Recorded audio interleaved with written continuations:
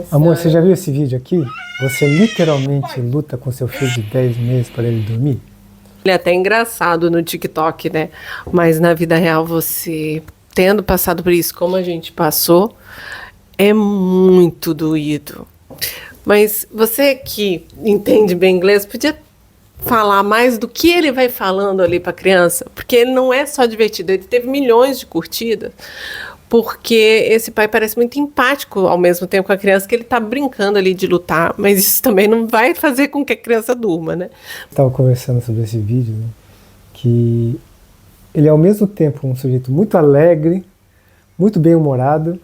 Ele faz os vídeos que ele se diverte, que ele está colocando o filho para dormir e que o filho está brigando contra o sono.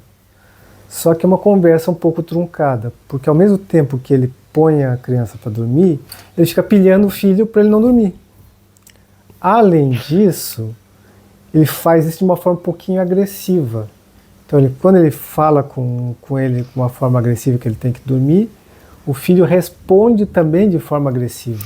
Só que o problema é que a gente já viveu isso na vida real, certo?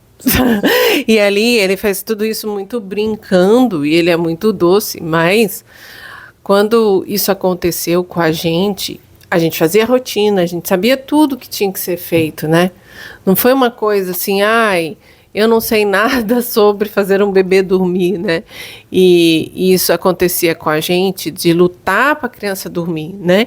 Independente ali, ele tem 10 meses, ele pode ter 6 meses, 7 meses, 10 meses, 1 ano, 2 anos, 3 anos, você continua na luta, né? Se você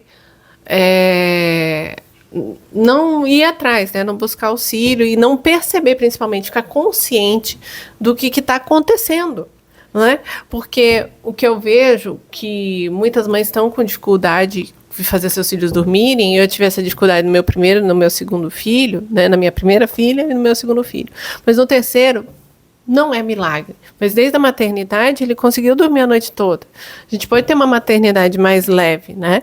E num momento que estava bem turbulento. Então, é possível. Né, ter uma maternidade leve. E a gente teve que estudar bastante a respeito do assunto, porque a primeira coisa que a gente não entendia é que o sono é multifatorial. Então tem várias coisas que dependem para que a pessoa durma ou não. E a primeira delas é a questão que a gente não consegue perceber de início, né? Que é a questão biológica. Tipo, aquele menino, como você disse, né? Eu achei bem interessante. Ele tá falando do filho como se o filho fosse uma criança marrenta, birrenta, né? E ele não é birrento, ele não é marrento, não é isso. É que você tá lutando contra a biologia. No caso ali dele, ele tá lutando contra a biologia. Então, contra o sono dele, literalmente. Tá lutando contra o sono. E muitas vezes a gente faz isso sem perceber. Tipo, por que antigamente as mães tinham 10, 20 filhos e eles dormiam? Né? E hoje não. E um dos fatores é o fator ambiental. Eu quero chamar a consciência que não é a mãe que não está fazendo o que ela deve fazer. É que ela tem questões no ambiente que estão atrapalhando ela chegar no fazer a criança dormir como eu consegui fazer o meu terceiro filho, né? Mas o sofrimento do primeiro, do segundo, você pensa assim, ai meu Deus, né? Tipo, o que eu tô errada, esse menino não tem jeito, o que tá acontecendo? Ele teima comigo na hora de dormir, aí ele só dorme de um jeito, não tem jeito, ele tem que dormir desse jeito, né? Então, tem várias questões que a gente fica pensando, tudo é um mamá, minha primeira filha, tudo era um mamá, né? Minha primeira filha, tudo era um mamá, então, não quer dormir, põe mamá. Acordou, põe mamá. Tá chorando, põe mamá. Tudo. Então, o consolo dela virou um mamá. Mas por que ela era assim? Porque ela era mamona? Não. Eu até dizia que, amor, você não pode dar tudo para ela com mamá, porque quando eu tiver que cuidar dela, como é que eu vou fazer? E o Alan sempre foi uma pessoa que não é que ele ajudava. Ele não ajudava. Ele participou. Porque é diferente. O homem não ajuda, tá, gente? O homem não é feito para ajudar na criação das crianças, não. Ele é pai, ele tem que participar. Né? Participar é uma coisa conjunta, é fazer parte. Não é ajudar.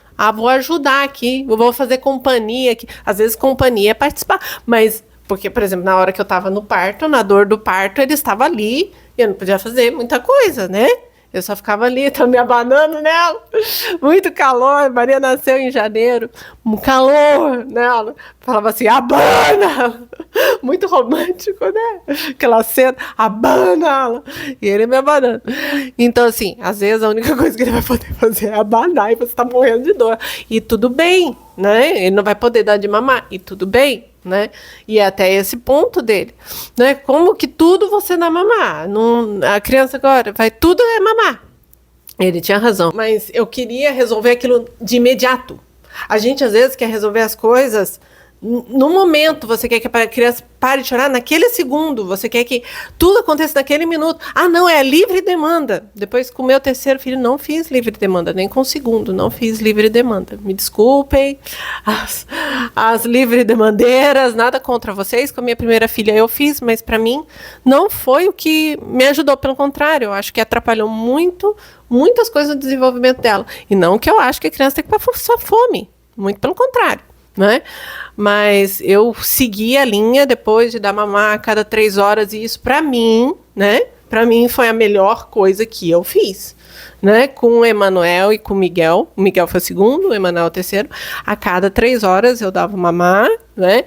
E depois, a partir dos 6 meses, foi a introdução alimentar. Assim, livre demanda, não mais.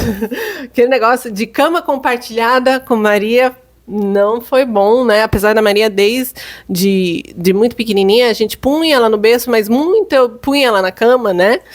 Porque por causa da livre demanda, e a livre demanda para mim, para minha rotina, para o meu estilo de vida, para tudo que eu entendi depois eu estudei, para mim não funcionou. Dela, tudo, como eu também fui a primeira filha, tudo eu ouvia demais as pessoas. Então, faz isso para dormir, faz aquilo para dormir direito, faz isso, faz aquilo outro. E eu não olhava ela, né? Eu não ouvia tanto quanto eu deveria ter ouvido o meu marido. Sim, nós temos uma intuição e o nosso cérebro muda quando o nenê nasce, o cérebro da mãe. O cérebro do pai também já existe pesquisas científicas. Eu fui pesquisar por causa de um outro vídeo muito interessante, que quando o pai está também no papel de cuidador, o cérebro dele se torna também como o da mãe. Essa eu não sabia, ele estudou e me contou. Sério? Sério, essas mudanças que acontecem no cérebro da mãe, quando ela está prestando atenção no filho, prestando atenção no choro, prestando atenção no... Sim. Quando o pai também está associado ao cuidado do bebê, quando ele toma esse papel de cuidador, nossa, às gente, vezes tem casos que tem um grande cantor católico, o Rodrigão, que a esposa dele faleceu com a acho que tinha 2 meses, pouco, né? Acabado de nascer. Tinha acabado de nascer a esposa. Ele já casou de novo. Esposa dele. Isso faz muitos anos. Essa menina já deve ter uns 20 e tantos anos. É adulta já essa menina. E ele já tem outro casamento, já tem outra família. Quer dizer, casou de novo, já tem filho com outra esposa. Mas ela agora é a mãe da menina. A menina chama ela de mãe, né? Muito bonita, assim. A história é muito bonita. Quem quiser, procurei Rodrigão. Né? Ferreira. Rodrigo Ferreira. Ele teve que assumir o papel de cuidador da menina. Sim. E ele cuidava mesmo também. Igual o Alan. Bom, não sei. Não, igual que eu tô dizendo, assim, no sentido que é uma pessoa que participou, não é uma pessoa que ou deixou com a avó e foi embora, entende? Assim, não foi esse o caso. Não foi esse o caso, né? A pessoa que assumiu o papel de cuidador. Mesmo. Então, ele escolheu isso daí por livre, espontânea vontade, mas sim. Por um acaso, a esposa dele faleceu. Depois a gente pode trazer os estudos, né? Tanto da mudança cerebral da mãe, quanto da mudança cerebral do pai. Né? Já que isso é uma novidade para mim, eu vou querer saber tudo sobre isso. Mas a gente está aqui falando mais dessa questão desse vídeo primeiro que a gente pôs, né? Então, ali, voltando, né? O importante, então, é que o pai participe. E olha só, eu nem sabia dessa. O cérebro do pai também muda. Então, essa mudança faz com que a gente tenha uma, entre aspas, intuição maior para com a nossa criança. Então, vê-la, olhar para ela é muito mais importante E não que a gente não vai ouvir ninguém, a gente tá aqui falando por causa disso, né? A nossa experiência. Mas, e muitas pessoas também nos ajudaram, mas muitas atrapalharam. Porque cada criança é única. Então, sim, a gente vai buscar aprender, mas principalmente a gente vai buscar a nossa realidade. Olhar para quem aquela criança é, olhar para a necessidade daquelas crianças, olhar para a nossa rotina, olhar para ter sensibilidade conosco mesmo e não ficar nessa imposição, porque daí realmente a maternidade fica extremamente pesada. Era muito difícil. Nossa, claro que eu sempre amei a minha filha, mas chegava momentos que você estava realmente exausta, e não pela exaustão da maternidade, exausta por tudo que as pessoas te impõem para ser mãe, né? Para ser pai. Não é verdade? E uma coisa que é bem interessante nesse vídeo é que ele está numa luta para que ele comece a dormir. Uma das coisas que a gente já estudou a respeito disso é que o sono tem vários ciclos. Exato. Então, uma das dificuldades que a gente teve com a Maria Teresa, na verdade, foi quando ela acordava e para ela voltar a dormir. A dormir. Até porque eu tinha associado ao mamar, né? Isso. Então, causou ali uma associação. Isso é muito ruim, porque parece que você é o único botão de desligar da casa, né? Mas não era só isso que atrapalhava o sono dela. Era principalmente fatores que a gente nem tinha noção, mesmo eu sendo designer, né? Sendo uma designer de interiores, eu já tinha trabalhado com isso, trabalhado com questões de ambiente, né? Temperatura e tudo, mas eu não tinha me atentado para esse detalhe da iluminação. Porque muitas vezes as pessoas falam só assim, ó, põe aí uma luz amarela na sua casa, mas essa luz é de LED e a temperatura dela é muito alta mesmo sendo amarela. E daí, meu querido, você gasta dinheiro, troca suas lâmpadas e fica a mesma coisa. E você não resolve. Se esse for a questão que a sua criança não está dormindo, vai acontecer a mesma coisa, não é? Então, o que eu vejo, né, é que principalmente essa tomada de consciência da intuição, de você olhar, de você se ter... Olha, gente, uma coisa que eu sempre digo com meus filhos, eu digo a seguinte coisa: olha, não foi um diploma, eu estudei pra caramba, aqui, ó, tirei o meu diploma de mãe. Não, eu fiz isso com design, eu fiz isso com a minha pós em neurociência, fiz isso com a minha pós de história da arte e arquitetura, fiz isso estudando para várias coisas, né? Tenho técnica de mosaico, tenho técnica de muitas coisas que eu fiz ao longo da minha vida, porque eu amo estudar, e com isso eu consegui, ó, uma infinidade de diplomas. Mas não foi um diploma que me deu o título de mãe. Não foi alguém que veio e disse assim, ó, agora você é mãe, parabéns, Luísa, todo mundo votou em você e você é mãe. Não, não foi isso. Não foi uma eleição. Não foi uma eleição, não foi um diploma, não foi o meu esforço, né? Muitas pessoas vão dizer, foi o, né? Não, não foi isso. Porque quantas mulheres sem questões nenhuma...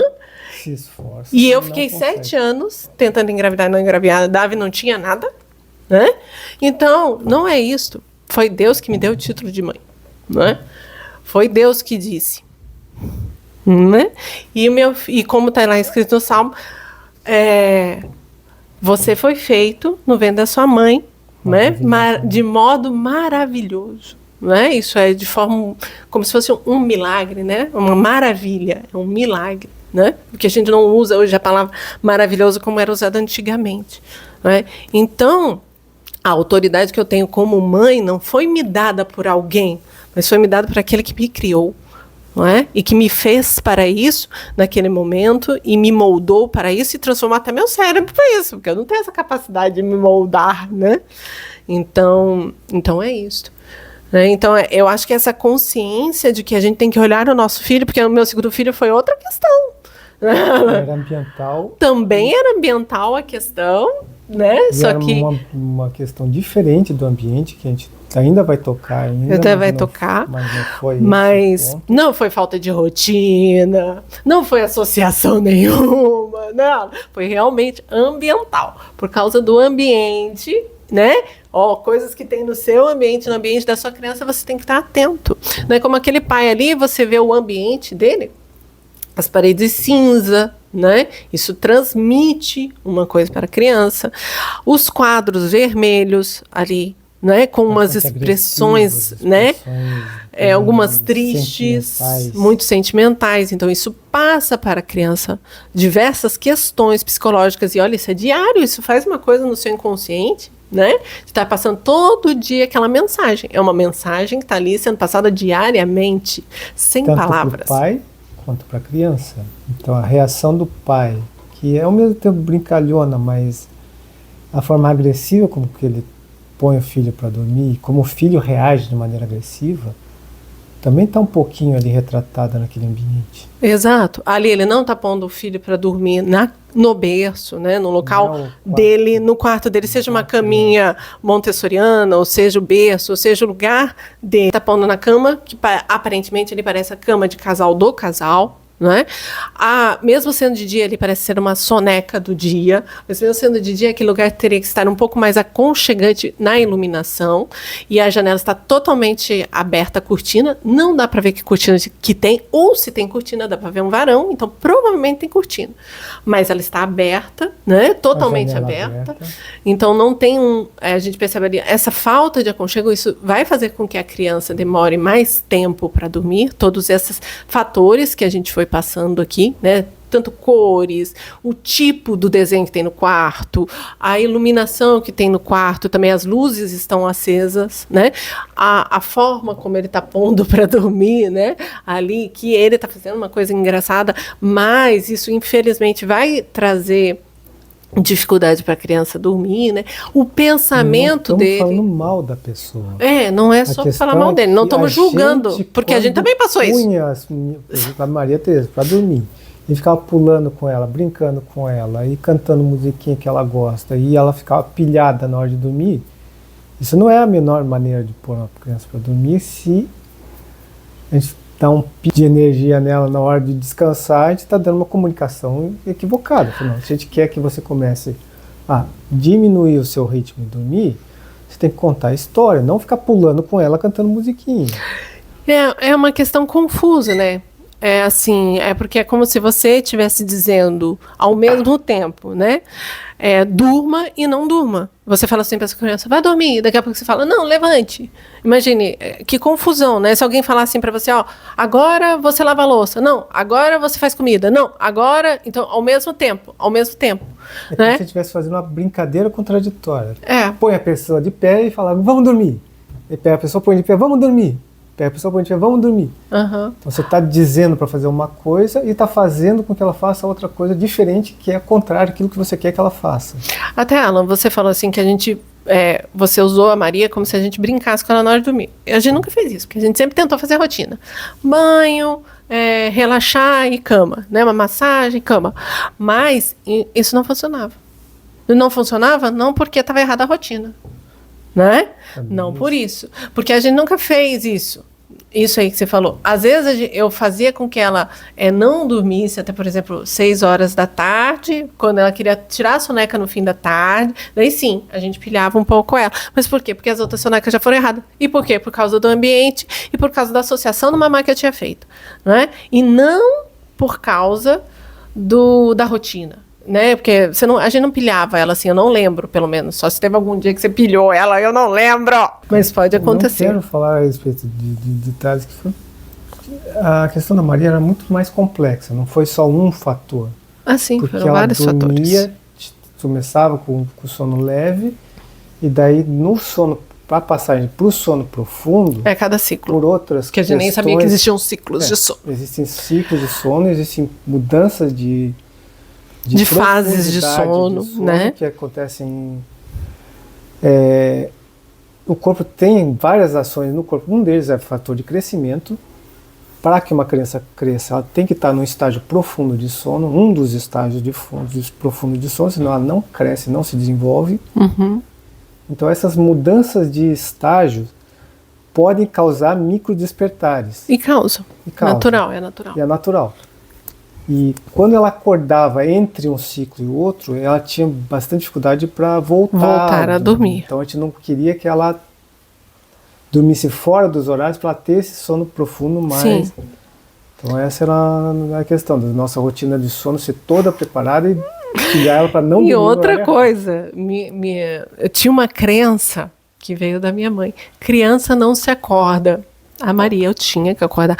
Porque se eu não acordasse ela de manhã cedo, e se eu não acordasse ela das sonecas, à noite ela não dormia. Né? Então eu tinha que ter o tempo da soneca, eu dava o horário da soneca, eu acordava ela. Tinha gente que falava assim, nossa, coitadinha, pra me deixar com culpa, né? Era essa a função. Então, assim, muitas coisas você faz, as pessoas não vão entender. E elas não vão te elogiar porque você tá sendo uma boa mãe. Muito pelo contrário. Elas vão dizer, coitadinha, né? Não vão te elogiar porque você tá sendo uma boa mãe. Se não dá doce pra uma criança, você vai ser criticado. Como que você não tá dando uma coisa boa? Nossa, coitadinha. Ela nunca tomou caldo de cana. Nossa, coitadinha. É muito coitadinha, gente. Eu tenho uma perda. Né? Agora essas pessoas não estão lá de madrugada tentando fazer a criança dormir, né? Sim, né? Porque é outro fator, alimentação é outro fator. Mas a alimentação foi, no caso da Maria, foi um dos fatores que a gente não que a gente desse doce para ela antes do tempo, a gente não deu doce mesmo.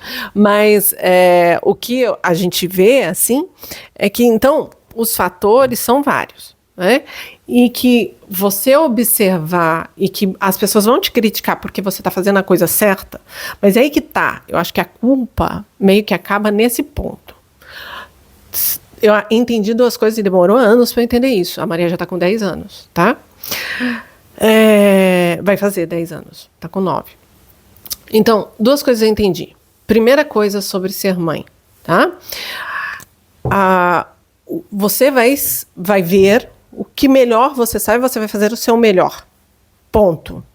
E você fazendo o seu melhor, você está sendo uma boa mãe. Ah, Luísa, mas eu não sei tal coisa. Aqui, eu não sei como fazer essa criança dormir, eu tô com muita dificuldade. Qual é o seu passo quando você não sabe? Buscar saber. E quando você está buscando saber, ainda não sabe, está resolvendo isso, você continua sendo uma boa mãe, porque você está buscando. Não é? Então, ser boa ou ser má mãe, porque nem gosto dessa palavra boa mãe. Você é uma mãe. Qualquer mãe que quer o mal pro seu filho, por pior que ela seja, né? Que muitos possam julgar, por pior que ela seja. Não abandonou o filho, por pior que ela seja. Talvez ela abandonou e aquilo foi o melhor que ela podia ter feito naquela hora. Né? Não sei a condição dessa pessoa que ela teve que deixar o filho. Não a julgo, né? Agora, a melhor coisa que você está fazendo hoje realmente é o seu melhor e você tem que estar satisfeito com isso. O que está acontecendo com o seu filho te dá feedback, isso é, te traz respostas. O que eu posso melhorar quanto mãe? O que eu tenho que ver para ajudar essa criança a extrair dela o melhor dela? Porque como mãe eu tenho que extrair o melhor dos meus filhos, não é? Então, por exemplo, eu gosto daí do exemplo que eu ouvi a doutora Filó falar e que eu acho que é um exemplo fabuloso, ainda mais para mim, que estudei História da Arte também. Quando você, além de neurocientista, sou historiador da arte.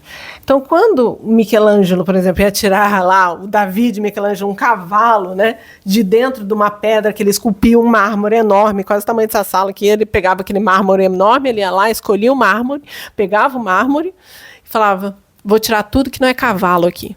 E vai sair um cavalo maravilhoso. É exatamente isso que a gente tem que fazer com nossos filhos. Vou tirar daqui tudo que não pertence a ele para eclodir daqui, para sair daqui tudo que ele é de maravilhoso, porque Deus o fez maravilhosamente.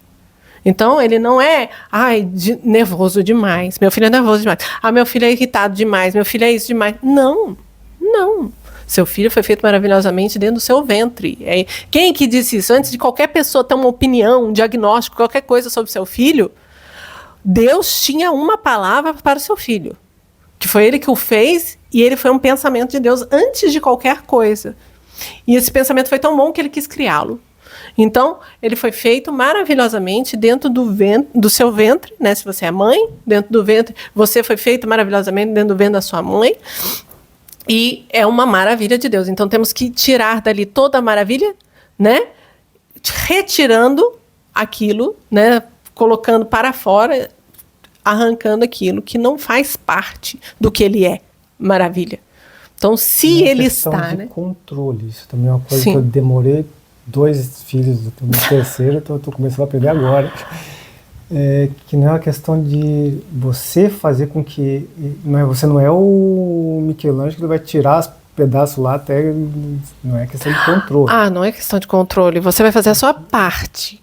É questão de né? você Entendi, entender... É porque tem todo símbolo, só um pouquinho. Antes era um relacionamento entre você e seu marido. Agora, com a criança, você vai ter que ver aquilo que tem do seu marido, da sua esposa, daquilo que você não gosta em você, aquilo que você não gosta no seu marido, e trabalhar isso primeiro em você. Expurgar isso em você, aprender a lidar isso com você, para que com esse entendimento, com essa prática, com esse desenvolvimento, você consiga ajudar ele a lutar contra aquilo que ele tem, que você e seu marido não gostam, que não vai ser bom para ele. E é isso que é o retirar aquilo que não é dele. Sim, porque na verdade daí você vai retirar de você primeiro. É que nem aquela história, você vai... E no sono entra muito isso, porque você vai ter que se moldar, né? Você gosta de ficar lá rolando a telinha, depois que todo mundo vai dormir, até altas horas da noite. Caiu o microfone. Você gosta de ficar lá rolando a telinha até altas horas da noite, não é? Eu sei que você faz isso. Eu sei, sabe porque eu sei porque eu fazia isso. E eu vi que isso era a maior vingança que eu tava fazendo. Porque eu primeiro tinha que me policiar com o meu sono. Eu primeiro tinha que tirar a trave que estava no meu olho e dormir direito, e dormir adequadamente, e fazer uma rotina de sono para mim, para depois querer que meus filhos fizessem uma rotina de sono. Agora, eu não quero ter rotina de sono, eu quero ficar com a TV ligada, eu quero ficar lá rolando tela e quero que meu filho durma. Quer dizer, que exemplo que eu sou. Não é? E tem um vídeo bem engraçado disso na internet. Ainda o berço do lado da cama, que até os 6 meses os pediatras recomendam, né? A Associação de Pediatras do Brasil, eu acho que a americana também recomenda que até os 6 meses o berço deve ficar perto da cama, né? No mesmo ambiente. Perto não quer dizer o bebê na mesma cama. É, perto. Eu até não indico na mesma cama. Mas o que mostrava? O bebê com o berço do lado da cama. Eu vou pôr esse vídeo aqui também, um pedacinho dele. Tem os pais estão ali rolando o celular. Os dois, cada um com o seu celular, rolando tela de noite, e o bebê dormindo. De repente o bebê levanta, eles fingem que estão dormindo. Os dois viram pro lado, escondem o celular e fingem que estão dormindo. Esperando o menino voltar a dormir, quando ele desperta, fala, o que está acontecendo aqui? O que vocês estão fazendo? Tá vendo? Eles sentem tudo, gente. Eles sentem tudo. Então, primeiro a gente tem que tirar, daqui do nosso olhinho. E é duro, vocês acham que eu tô falando isso aqui é facinho pra mim? Isso aqui não é facinho, não. Faz 10 anos que eu tô nessa labuta, gente. Tô falando isso porque é o único jeito. Você quer um jeito, quer resolver a sua vida? Resolve aqui, Tira do seu olho a trave, pra depois você tirar o cisquinho do olho do outro. Pra daí você ver melhor e você consegue tirar o cisco dele. Mas é tão real isso. Resolve você primeiro com você antes de resolver no teu filho. Muito irritado, muito isso, muito aquilo. Resolve você primeiro a sua irritação. Vamos ver se não resolve lá. Né? Resolve você primeiro dormir direitinho, ter a rotinazinha certinha sua. Pra ver se ele não dorme lá. Né? Ajeita primeiro o teu quarto, o teu ambiente, ver se não melhora. Se não melhora. Mas tem coisa que eu tô consertando? Claro, óbvio. Até o fim da vida, né, gente? Quando que vai acabar isso? Nunca, né? Agora, o sono tem jeito e é rápido. Dá pra você resolver isso de uma forma, né? Consciente, leve. A maternidade pode ser mais leve. E até mais leve quando você sabe que é de você que você tem que lidar primeiro. É muito mais leve. Eu gosto muito daquela frase, né? Eu gosto quando as pessoas dizem que a culpa é minha, porque daí eu posso fazer alguma coisa. Se a culpa é minha, ótimo. Eu não sou a vítima. Eu sou o responsável. Então, se eu sou o responsável, eu posso responder. Eu posso fazer isso. Então, se eu posso fazer, então deixa eu fazer. Então, deixa eu resolver isso aqui. Se a culpa é minha, ótimo. Traga pra mim a culpa que eu trago a solução. Exatamente. Então, a gente vai continuar essa conversa amanhã, né? Porque já tá dando nosso horário, ela tem dentista, eu olhei ali na hora. Tá atrasado? Não, tá na hora, 10 minutos você chegar lá. Então, amanhã a gente continua essa conversa. Nós vamos continuar falando do ambiente. Eu vou trazer aqui mais questões do ambiente, dessa consciência que a gente tem que ter. Porque não adianta eu trazer as soluções para as pessoas se eu não trazer a consciência primeiro. Não passar tipo de problema que ela está lidando. Se eu não souber o que eu estou lidando aqui, não adianta. Né? Então, tudo isso aqui que eu já falei hoje vai te ajudar. Se você só prestar atenção no seu filho hoje, já vai te ajudar. Ou desligar as vozes que estão dentro da tua cabeça e que estão falando, faz isso, faz aquilo outro, e olhar o seu filho, tá, mas o que ele tá me dizendo agora? Sem palavras. Com o que ele tá fazendo. Como eu tô agindo que eu posso mudar eu mesma hoje, né? Sobre a minha rotina de sono. Então é isso por hoje e até amanhã, pessoal. E lembre-se, seja luz, mas antes de dormir, 2 horas antes de dormir, apague as luzes que o sono vem. Aí as telas. Então vamos de novo? Seja luz, mas 2 horas antes de dormir, apague as lâmpadas e as telas que o sono vem. Até o próximo episódio. Tchau, tchau.